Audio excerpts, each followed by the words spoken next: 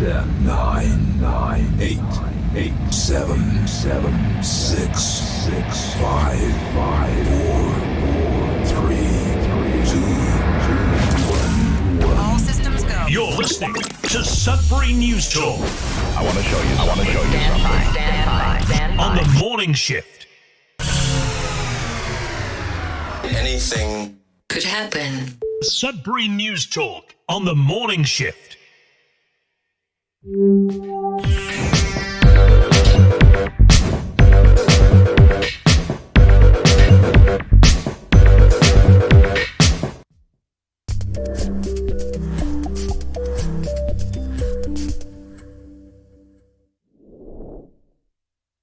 good morning, everyone. Welcome to Sudbury News Talk on the morning shift. I'm AJ Walsh. Glad to be here with you. Thankful that you're here with us this Wednesday, May the 28th, 2025. Yes, time is rolling on. It's flowing like a river. It's basically, I'll just get this light out of here just for my brother's sake, who got on the show yesterday and said he didn't like the light in the background. So I'm going to reposition everything here. There we go. A little bit better. Yes, I can't believe how fast time is flowing. It's incredible. May is almost over. By the time we come back next week on the show, we'll already be in June. And I just don't know where the spring is going. Well, it's been one of the coldest springs on record. And it is what it is. But we are here. We had a little bit of tough technical difficulty yesterday with the sound on the radio. So I apologize for people who listen on the radio yesterday. We had a software that there was just a small issue that I was not able to notice on the fly, on the show, troubleshooting mid-flight, so to speak. So it is what it is. And here we are. We're live on CKLU 96.7 FM because we're able to fix the glitch. We are also streaming at cklu.ca. Click on the Radio Player Canada app and you can stream us. If you download the same Radio Player Canada app, you can take us with you and listen to us anywhere, anytime on your favorite device. We're also streaming live at facebook.com/Sudbury News, youtube.com/Sudbury News. And make sure to like, share, subscribe, and follow the channel and the page. Mainly comment. We'll do our best to get your comments up on the screen for those watching, read for those listening. It's also found on demand on those two platforms, along with twitter.com, now x.com/Sudbury News, and our news aggregator, Sudbury.News. You click on the Sudbury News Talk tab, and voila. You will be able to watch the show on demand if you missed it live. The conversation continues, however, only on Facebook. Pretty much. I mean, you could comment on YouTube as well. It just seems to be most people are commenting on Facebook. So thanks for being here, everyone. I hope everyone had a great Tuesday yesterday, and we'll come back with some morning shout outs to all y'all. Those are commenting and been on the show for the last, we've been here for 3 years as Sudbury News Talk. We've been here 8 years if you include Sudbury Sports Talk before that, right here on CKLU. So we're glad to have been part of your community, the community, for the last 8 years. Again, the time's flown by. Seems like yesterday. And it's a pretty interesting segment of my life the last 8 years. I went back to school and I got my diploma, a degree, and a master's in those last 8 years while doing this show, while working full-time in various capacities and running my own business as well. So very busy. And then on the family front, we just welcomed our latest addition to the family early this morning. My oldest daughter gave birth to our second grandson. His name is Jasper, and he came into the world in the wee hours of the morning. And so this will be his birthday. So happy birthday, Jasper. And looking forward to meeting you, hopefully tonight after work. And so thank you all for being a part of this, announcement and this milestone in my life. It's pretty incredible feeling to be a grandfather, and I'm glad that I'll be able to be a grandfather to Jasper, along with my other grandson Calvin, who'll be 4 this July. So, well, enough about me. Let's get on with the show this morning. We'll start off with a little bit of weather. We'll come back with your comments, and whatever the heck is going on, we'll cover in the city and in the world. We have some reports out of Sudbury.com of the city's debt that we are in at the moment. And so that's always interesting. And not as joyful, I guess, as being a new grandfather again, but at the same time, we got to cover it. We'll be back with news headlines, your comments, and more right after this weather, brought to you by Sudbury Weather.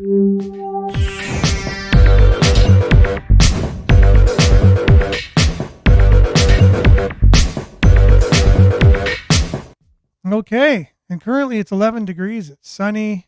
Will it continue to be sunny? Well, yes, for a while, and then becoming a mix of sun and cloud near noon. High of 23 today. UV index is 8, or very high, so make sure to wear a hat. Tonight, increasing cloudiness near evening, 60% chance of showers overnight. The low will be 11 degrees. Thursday, cloudy with a 60% chance of showers, high of 23. And then again, tomorrow, 60% chance of, so again, Friday, 60% chance of showers along with tomorrow. It's pretty similar. However, the temperature will be 20. And then Saturday and Sunday, they're forecasting a mix of sun and cloud, 17 and 19 for Saturday and Sunday. So hopefully it'll be that, and it'll be a nice weekend to enjoy. Monday, some of the same mix of sun and cloud, along with Tuesday as well. 23 and then 27. So we're getting up to the 30-degree area almost by June 3rd, but it's been a rather cool, historically anyways, a cool May and a wet one at that. Look at your satellite taken at 5:30 a.m. yesterday. We'll have to refresh that for sure. Here we go. And we'll see if it is going to. And it's not. It's not cooperating, but I'm sure it looks similar because it's sunny. And that's your Sudbury Weather, brought to you by SudburyWeather.ca. We will be back with news headlines, your comments, and more right after this.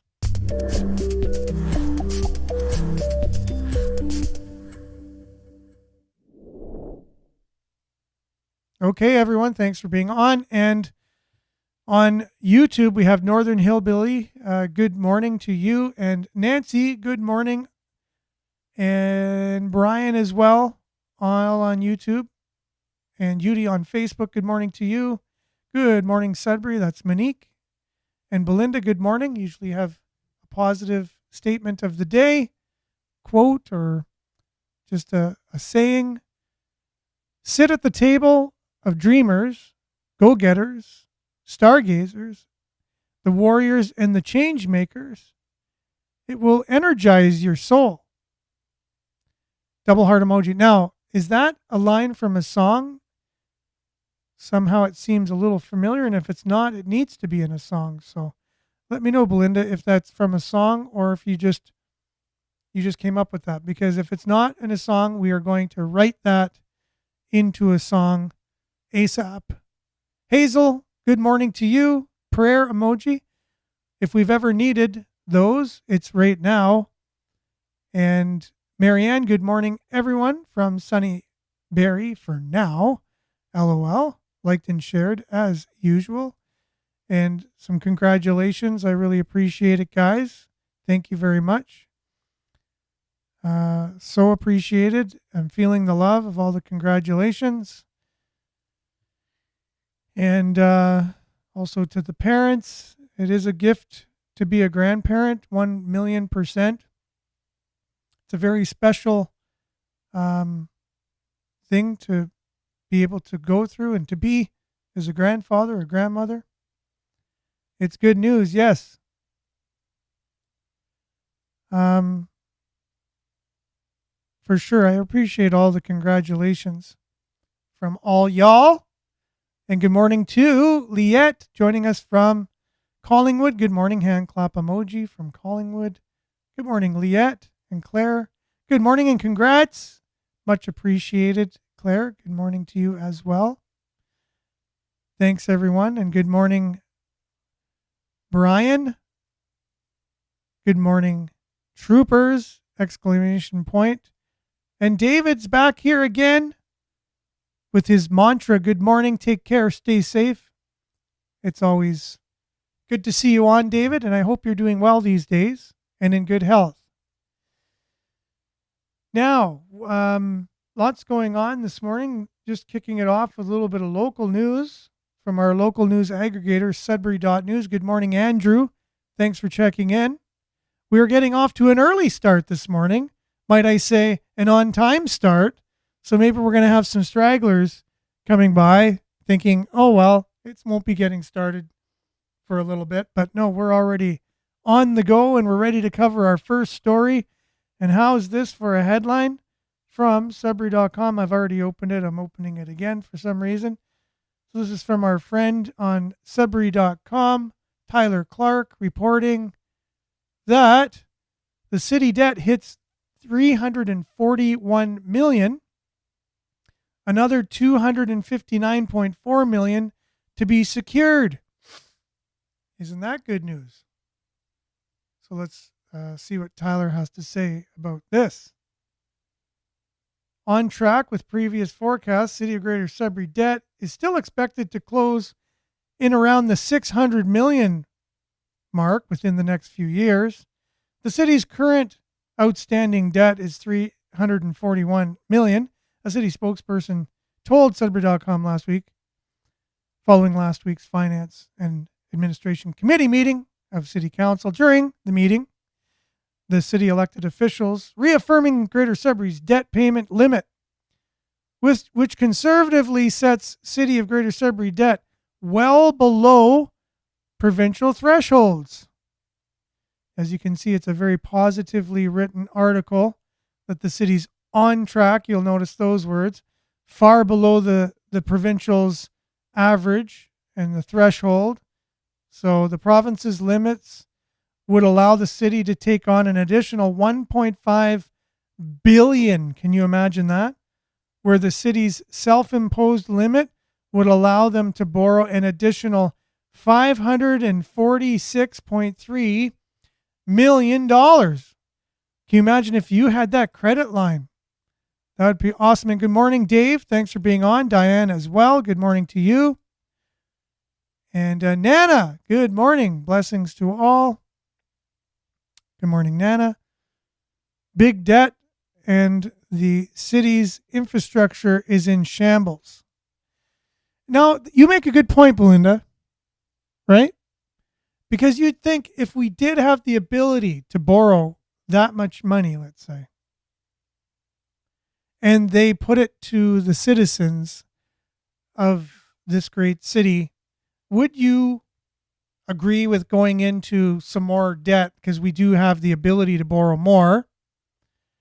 If we made the roads, if we properly constructed the roads to begin with, because we haven't been, and I'll take on anyone who says that we have been constructing our roads properly, and it's just the fact that we have cold weather and big trucks.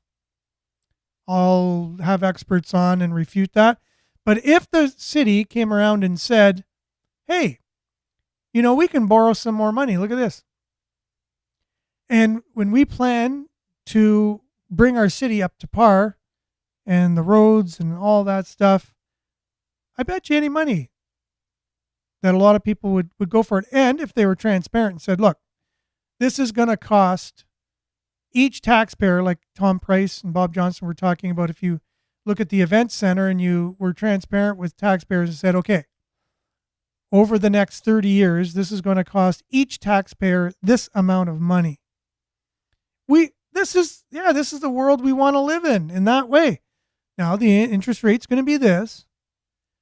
Also, if there's some cost savings we could look at, maybe Or maybe because we're going to be going full on with construction and all this, maybe the high labor that we have in Sudbury, so many employees, that will actually, they'll have more to do to make this infrastructure revamped and have these projects, and people would get behind it, and maybe some revenue generating ideas as well, where we would have, possibly looking at other forms of generating revenue. We have some smart people in this city who could get together and come up with some great ideas, but we have borrowing power to be able to infuse some projects here, but with a great plan, with a transparent plan. Got to get some of these think tanks working, I guess. Marianne says, what about the 1.2 million from the camera fines? Where's that money? Good question, Marianne, and much appreciated. It's one of the questions I wanted to ask Mike when he was on the show last Friday. Mike Pennant, Ward 5 councillor, nice enough and very eloquent when he's on the show.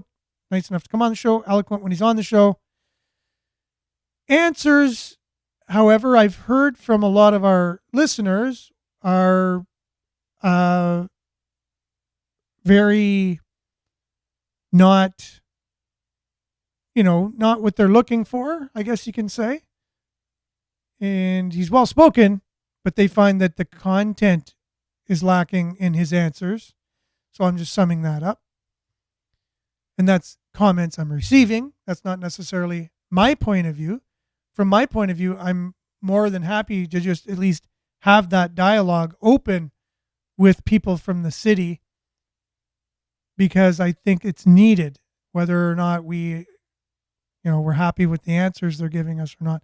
My job as a facilitator of a conversation needs to be to know that they are just as welcome as anyone else on the show, and you as well are just as welcome to share your point of view. And everyone, including any kind of group, identity, you name it, marginalized, privileged, however you want to define it, whatever lens you have, they're all welcome on this show all the time, anytime,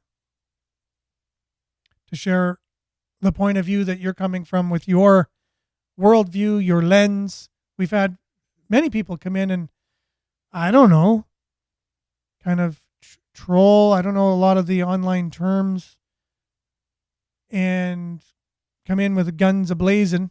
I had a long conversation with my good friend James Worthington, who was on the show the other day, kind of being he was targeting a lot of people's comments and things. And so we had a conversation for about 3 hours after the show, texting back and forth. And it was pretty heated, I guess you could say. But I think it was exceptionally productive. And we ended up on a very positive note at the end of that conversation. And so it's so great to have a different point of view and be on the show and voice that. And that's what this is for. And it's to know that it is a safe place, not to, that term is overused these days, I find, but it is what it is. In every respect of the word, my goal is to make this the safest of safe places to be able to share your point of view and back it up and be passionate about it if you're passionate about it, and not to feel that you have to filter. And yeah, so hopefully I explained that well enough. Brian is on the show. Good morning. Sudbury's mayor is a liberal. No wonder we're heading toward more debt. Now, historically, that is true. If you're more on a conservative side, you're more fiscally responsible. You balance the budgets. You find ways to save. And that's just historically true. So there's nothing wrong in that statement that you've made. I would just hope if we are going to borrow money, it can come with a good plan and some type of targets to eventually get out of that debt. Use it towards a good cause. Monique, Grand Rising. And congrats. Yes, thank you very much, Monique, and thanks for being on. After ranking third worst rundown city, that is Sudbury, the announcement today, coincidental? So we're ranked the third worst rundown city. Ay-yi. Liette says, I just read article from Sudbury is having a town meeting June 10th regarding the downtown infrastructure and building. So you'll want to look out for that. Find out all the details. If I come across them on here, I will share them. So Marianne says, these councillors don't care. It's on the backs of taxpayers. Sadly, next generations will never pay the debt. So stupid. They hurt future generations. Sad, actually. And then Belinda says, after ranking third, one of Canada's most rundown cities, I wonder, okay, that comment came in twice for some reason. Yes, and Dave is asking everyone to share. So like, share, subscribe, all those things. And here's Disabled Kane saying, good luck getting any honest answers out of Mike, with a loud laughing ha ha ha. So again, you're just reiterating what I've been hearing from a lot of our listeners and viewers, that they've kind of found a lot of the same. They say like a word salad kind of thing without really kind of passing the responsibility on, things like that. But again, I'm just grateful to have him on the show and give him the opportunity to speak. And I think he's eloquent, if anything. At least he's a good communicator. Now, whether he's missing the meat and potatoes in his communication, that's up to the listener. And I want to give that up to the listener to be able to listen to him and make that their own minds up about what's being said. Okay, so no problem, Belinda. We all know how social media is not a perfect thing. And Rebecca, good morning to you. Thanks for being on. So glad to have all y'all here today. We got a full crowd on. And here we go with the story. So this is from Sudbury.com, talking about the fact that we could take on an additional 1.5 billion, according to the province, but we have our own limits that we've kind of made for ourselves to take on debt. And as it stands, City Council has approved taking on another 259.4 million in debt beyond their current 341, which brings it to 600 million, right? By the time the new debt is secured. Upcoming debt includes 135 million for the downtown arena, on top of the 90 million already borrowed. And if you've been on the show and you've listened to Tom Price and Bob Johnson, they'll have a meeting tomorrow. I believe it's at 6:00 at Grace Family Church in the Donovan, on the corner of, I think it's Jean and Burton, if I'm not mistaken. I've said the wrong corner before, but it's right there. Anyways, 6:00 tomorrow night, they're going to be going through Tom Price's analysis, as he has a history of handling large projects like this and has had to deal with budgets and things, and so has his own analysis about what the arena is actually going to be costing us at the end of the day. So we'll give the exact time and the proper address if I haven't given it today. We'll have it on the tomorrow's show. We'll remind everyone. And I believe they're live streaming it as well, so you can catch it online.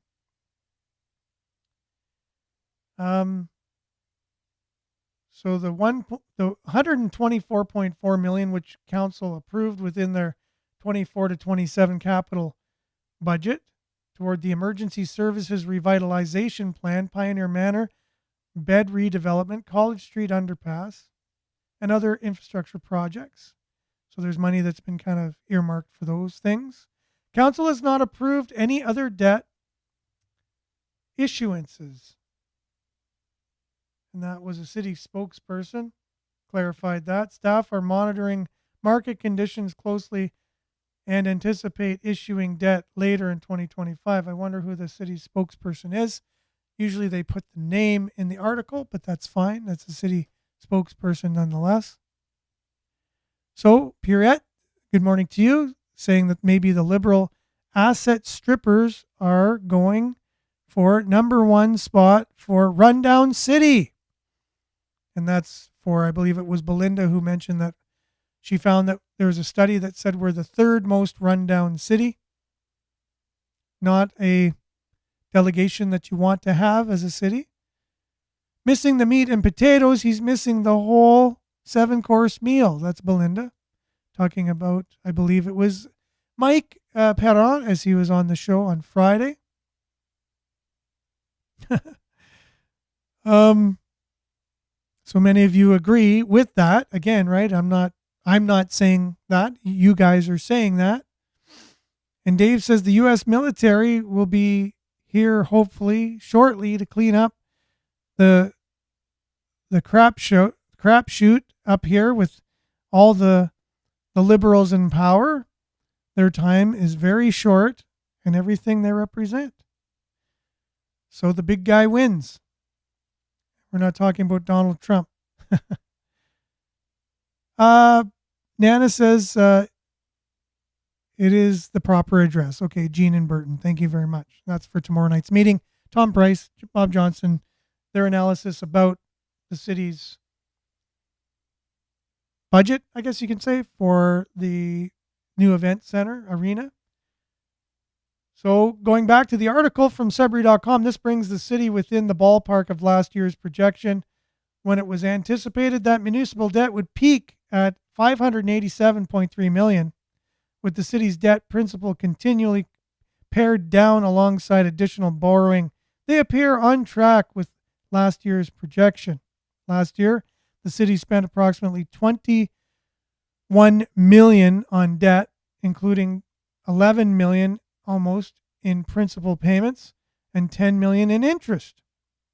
Now remember, right, when you borrow, there's interest. So $10 million in interest last year. The city's investments yielded an average rate of return of 5.2% in 2024, allowing the city to offset last year's interest payments fully with interest earned of approximately $10 million. While much of the city's current debt load of $341 million has already been spent, a city spokesperson, again, we don't know the name of, noted that unspent funds borrowed for the cultural hub, which would be $68 million, and event center of the $90 million already borrowed for the event center, approximately $70 million remained of the city's latest update were invested and generated income. Although the interest paid on the debt and the interest earned from investments last year were similar in amount, this is primarily due to the higher interest rates on our investments, not because the amount we've invested equals the total debt, the spokesperson, unidentified, clarified. Much of the city's existing debt was secured at historically low interest rates, including 2.416% rate for the $200 million secured in 2020. Last year's total principal, our municipal investment income was almost $40 million, which was up slightly from $38 million recorded in 2023. The city's overall interest rate was 5.1% in 2023, 5.2% in 2024. Now, I know it's hard. It's hard to read that, first of all. It's hard to listen to just a bunch of numbers. Interest, debt, numbers, millions, you name it. Lots of money. And good morning, Evelyn. It is a beautiful day. Thanks for being on. So, Sudbury.com goes on to show the totals of debt over the last number of years, starting in 2014. So the debt started at $18.98 million, so $19 million in 2014. So in 10 years, we went from $19 million in debt to now projected by 2024's projected peak of 600 million. Let me say that again. So in 2014, the city had a debt of $19 million. And now we're projected at $600 million. But we could go another $1.4 billion in debt if we just kind of do what we're allowed to do by provincial standards, right? So I guess by those numbers, we're not as in debt as we possibly could be. But again, 2014, 19 million, and then 2024 projected to be at almost $600 million. Then they have a survey at the bottom of the story. Do you support the city of Greater Sudbury increasing its debt to nearly $600 million for infrastructure and development projects? So you got a choice of yes, the investments are necessary for the city's growth and services. No, the city should avoid taking on more debt. Or only if the projects are essential and well managed. And then fourthly, I need more information before deciding. So let's say I picked 3, only if the projects were essential and well managed, and then I voted. It should show me the results of what everyone else said. So if you look at people in Greater City of Sudbury, at least the people answering this on Sudbury.com, it's a new story, so there's not all that many votes. It looks to be in around 60 votes or so. You have at the moment 60% saying no, the city should avoid taking on more debt. 60% of people. You have 10% of people saying yes, it's necessary for growth. And then you have 23% saying only if the projects are essential and well managed. And then 6% say they need more information, right? So I really think these are valuable. We showed these surveys, these polling answers, statistics, results just before the election this year, and they were pretty on for Sudbury East, Manitoulin, Nickel Belt. But I guess they weren't for Sudbury. Sudbury, they voted differently than what the polls were showing from Sudbury.com. But in Sudbury East, Manitoulin, Nickel Belt, it was spot on. Actually, because it showed that people were more leaning towards conservatives in the city of Sudbury, nationally and locally, both in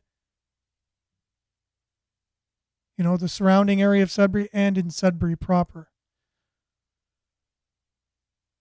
Weird, my comments are not moving. Okay, so that's Marianne. Wonder if the arena is in that assessment. It should be, or at least what they say, the 200 million is in that assessment, yes. So some interesting things on the comments here coming through. I'm not sure. So where did all the money go? Yeah, exactly. Again, right? And I'm sure if we had, Natalie, who's been on the show many times, Mike on the show, they would say all that information is there for you to check out on the city's website. So what could be good for people who are very concerned about how the city is run and the money that is spent, spend more time on the city website and find out as much information as you possibly can, what's published. And then you'll know what's kind of missing. So that way you don't come out and say, oh, what about this? What about that? And they're like, well, there's a simple link right there that shows you. So that's, I think, something that I would suggest doing is get to know the city's website really well. That way you'll know. And then you'll be able to hold the people who are in charge of these things more accountable, because they can't just come back and say, that information's there. It's right there for you to see. Wonder if that money is in one basket called Green Initiative. Possibly. So it's like the green slush fund, right? That we found federally. So now, I'm sorry that yesterday we had Blender's news for our national deep dive kind of thing. It was cut short, had no sound. I had to cut the show short because I was like, well, I can't continue the show with no sound. And so we just kind of cut it mid-flight, and I apologize for that. But I'd like to, because we didn't have time to show it yesterday, is to have that on. But we had a throne speech yesterday where King Charles himself came to Canada after commissioning this portrait of himself. For those on the radio, it just looks like a person that's enveloped in flames. He's in some kind of burning furnace or something, but he's not being burned. His face is very recognizable, and he's pretty comfortable in that, in these flames. And if you haven't seen the commissioned portrait of King Charles, well, you can just Google portrait of King Charles, and there's many things and symbolism that's in there if you want to check into that. But yesterday he came to Canada. I believe that he had a specially made throne to sit on. It was going to be used once for his speech, and delivered his speech talking about transformation. That Canada has the opportunity to be a part of a really great transformation, something of the like we haven't seen since World War II. And I'm sure you're wondering, just as I am, what is this transformation he's talking about? What are these? He talked about opportunities. There's going to be great opportunities going into the future. I'd like to know what these opportunities are. There's opportunities. There's great transformation.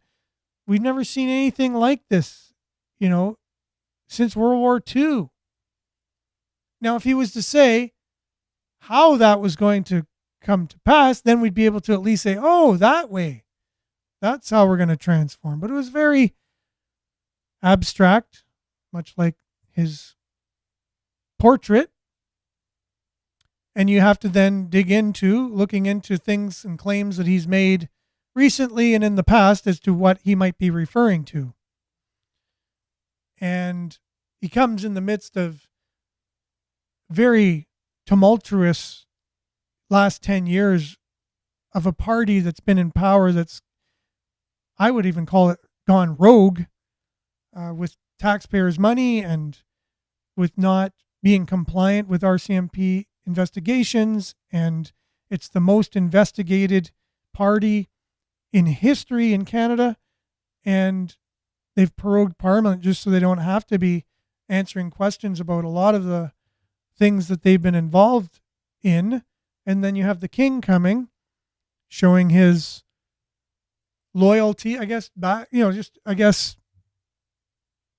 Mark Carney's sitting at his feet almost, like, as he's giving the speech. And basically endorsing the Liberal Party is what he was doing. And Miles says, all truth seekers, remember, a throne speech is given by the crown is always written by the prime minister. So it was really Carney's speech.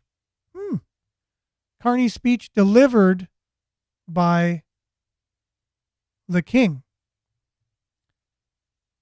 Build back better is what you're saying, Liette, is part of it. Yes. Again, if you look into some of the things that King Charles has said, some of the things his dad said are even more make your head shake. I believe his dad is on record as saying, what wish do you have? One wish I have is that I'd like to come back after I die as a virus and wipe out all mankind. Right? And you go, what? There's no way he could have said that. And so you then either just say, wow, I can't believe he said that. Or you then go and do your own research and find, wait a minute, he did say that. And so that's who was teaching King Charles as a child some of the things that he then was taught to believe. And that's just one small thing. There's many, many, many things. I was at work yesterday, and it was just some of the facts about the royal family that many people may not know. And there's some real royal watchers out there, right? It's like they're celebrities, and it is what it is. Some people in my family, they follow the royal family and everything they do, and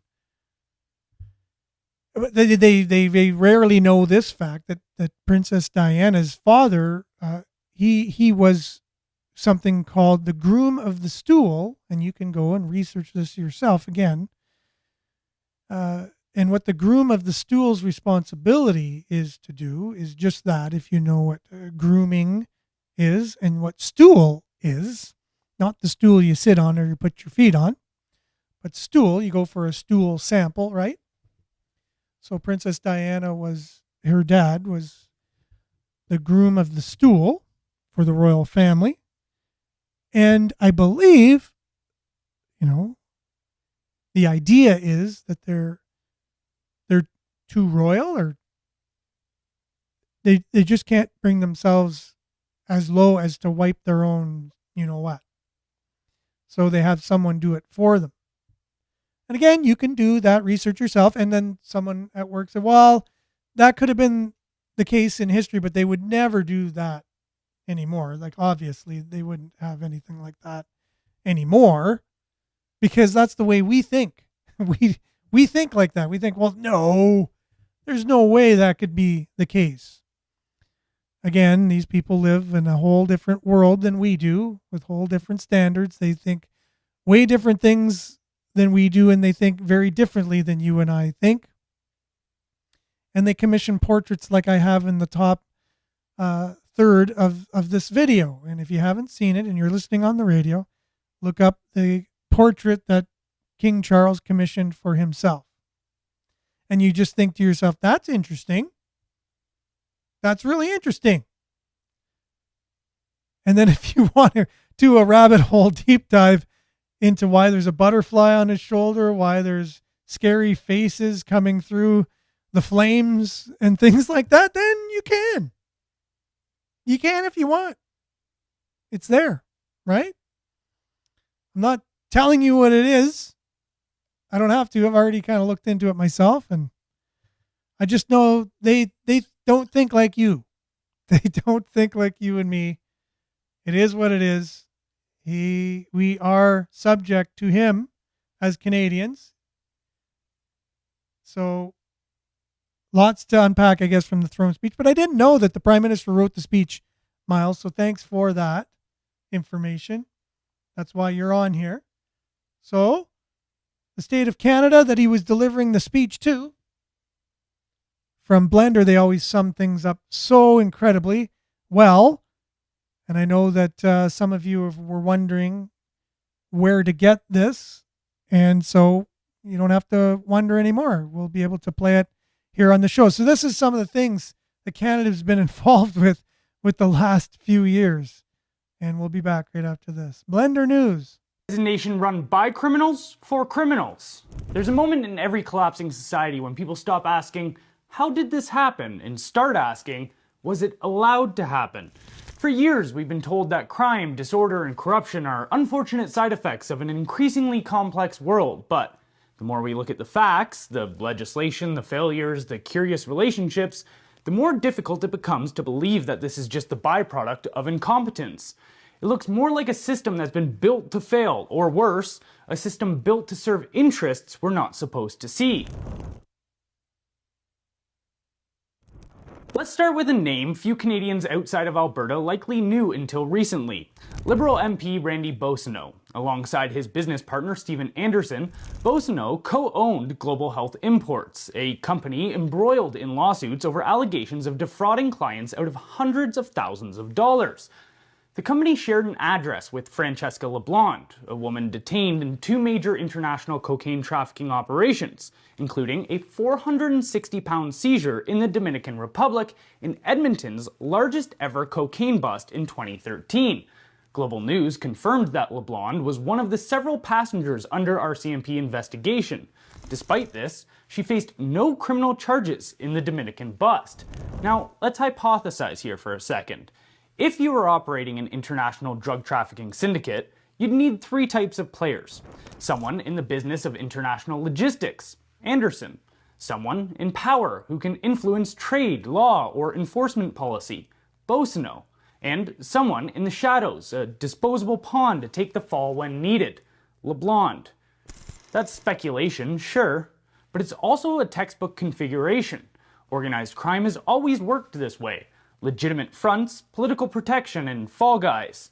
But yet, there's been no serious political or law enforcement scrutiny into this arrangement. The silence is louder than any denial. Then there's former Prime Minister Justin Trudeau, who was allegedly caught in an RCMP surveillance operation meeting privately with Paul King Jin, a suspected kingpin of transnational Chinese organized crime.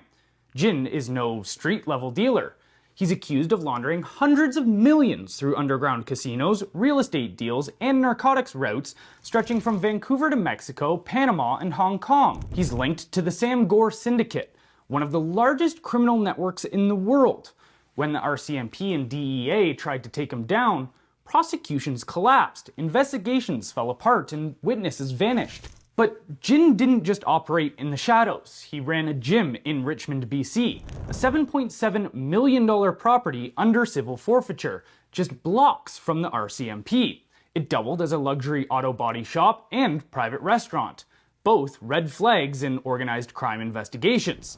The gym became a hub for CCP and criminal influence, a controlled environment where gangsters, Chinese officials, and Canadian politicians mingled. Several MPs appeared at high-profile events there, including a boxing tournament for China's national team. Even BC Tourism Minister Lisa Baer held a press conference inside Jin's facility, while the feds were trying to seize it. Meanwhile, Jin's operations continued. After being deported from Panama for traveling under a false identity, he returned to Canada flagged by CPSA, and was simply waved through. Now consider Canada's missing persons rate per 100,000 people. British Columbia, 273. Saskatchewan, 146. Manitoba, 130. Alberta, 115. Nova Scotia, 112. Ontario, 111. Now compare those numbers internationally. El Salvador, before President Bukele's crackdown on gangs, had a missing persons rate of approximately 37.5 per 100,000. Canada, seen globally as peaceful and developed, now vastly outpaces a country once notorious for cartel activity. California, with a population more than Canada's largest provinces, has a missing persons rate of 5.5 per 100,000. That means British Columbia's rate is 4,864% higher. Read that again. Nearly 5,000% higher. What the actual fuck is going on? Let's zoom in on a high-profile case. In 2017, billionaires Barry and Honey Sherman were found murdered in their Toronto mansion. Bound, staged, and posed upright at their indoor pool, leather belts looped around a railing. Despite a scene straight out of a mob movie, Toronto police initially classified it as a domestic event. Barry Sherman had a net worth of $3.2 billion USD, making him the 12th wealthiest man in Canada. He appeared on Forbes' list of the world's billionaires for over 15 years. Ask yourself, if you walked into a room and saw two bodies dragged and displayed like that, would domestic violence even cross your mind? This leads to a disturbing question. Are organized crime hits being buried in Canada's missing persons data and misclassified as domestic incidents to avoid raising alarms? And it's not just murder. Service Ontario employees were caught working with organized crime to alter VIN numbers on stolen vehicles, enabling them to be resold without detection. Think about that. Government staff collaborating with car theft rings from inside the system. When you combine our exploding missing persons numbers, the fentanyl epidemic, rampant gang infiltration, and a justice system that seems more interested in optics than results, this doesn't look like coincidence anymore. It looks like a system in freefall. In 2018, an estimated $46.7 billion of dirty funds was laundered through Canada's financial system, though some experts believe the real number could be closer to $100 billion annually. To grasp the scale, consider this. Here are legitimate Canadian industries with approximate revenues in the same range as our criminal underworld. Agriculture, forestry, fishing, and hunting, $30.6 billion. Accommodation and food services, $43 billion. Information and entertainment, $60 billion. Transportation and warehousing, $92 billion. Educational services, $104.2 billion. Money laundering is one of Canada's largest industries. This isn't a shadow issue. It's a shadow economy on par with our biggest sectors. And it's not just drugs. It funds gangs, inflates housing markets, runs fentanyl labs, traffics weapons, and buys political influence. And here's the uncomfortable truth. Every one of those legitimate industries lobbies politicians to shape policy in their favor, and often succeeds. So why would we assume organized crime with comparable revenue and far fewer rules isn't doing the exact same thing? Let's revisit the federal policies passed under Trudeau. Ask yourself, who benefits? Catch and release bail reform, Bill C-75. Criminals are released quickly, even repeat violent offenders. Police rearrest the same people repeatedly. Result? More crime, less consequence. Sentencing reform, Bill C-5. Mandatory minimums for gun crimes and drug trafficking removed. Conditional sentences now apply to sexual assault and major narcotics charges. Result? Softer sentencing, emboldened gangs. Safe supply programs. Ostensibly designed to help addicts, these government-issued narcotics are often resold. Black markets thrive. Organized crime adapts and profits. RCMP's Ontario Financial Crimes Unit shut down in 2020. With billions in dirty money flooding our economy, the federal police shut down its specialized team. Result? Fewer investigations, more impunity. Unvetted refugee systems. Open border policies allow bad actors to disappear into the system, exploiting overwhelmed immigration courts. Some are later tied to criminal activity. Skipping fraud prevention measures for temporary foreign workers. Bureaucrats were told to bypass fraud checks when approving foreign worker permits. Result? Human trafficking, fraudulent labor schemes, and exploitation. Disarming lawful citizens, Bill C-21. While criminals smuggle handguns from the US, the government bans legal firearm owners from owning certain rifles and freezes handgun sales. Criminals keep their weapons, you lose yours. If you were writing policy to benefit cartels, gangs, smugglers, and traffickers, you'd be hard-pressed to do better than this.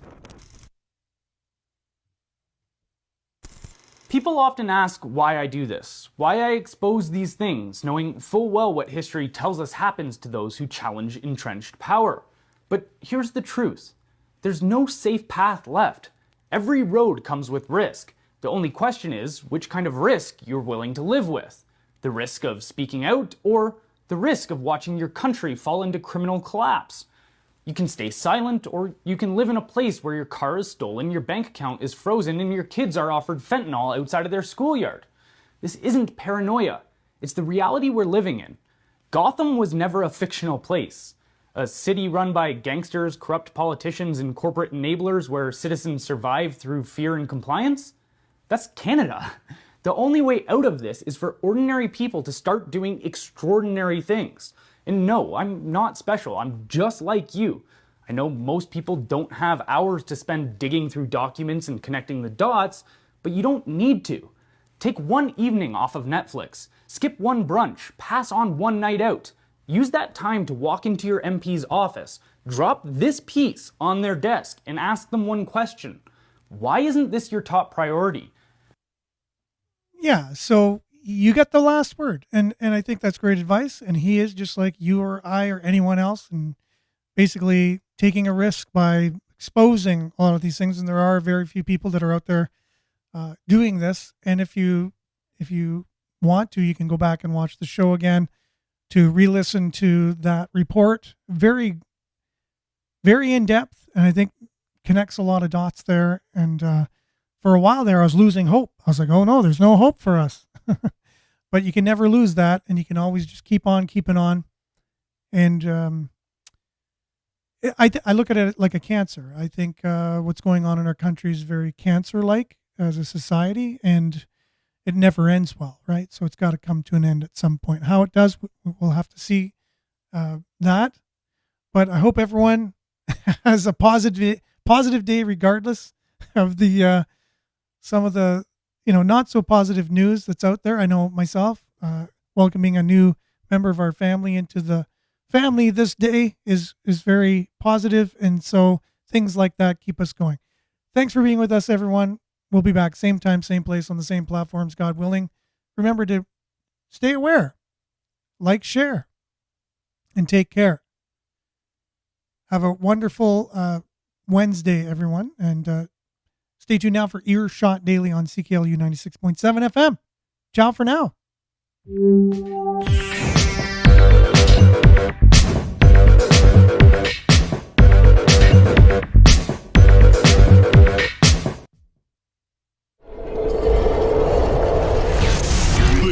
This is Sudbury News Talk on the morning shift.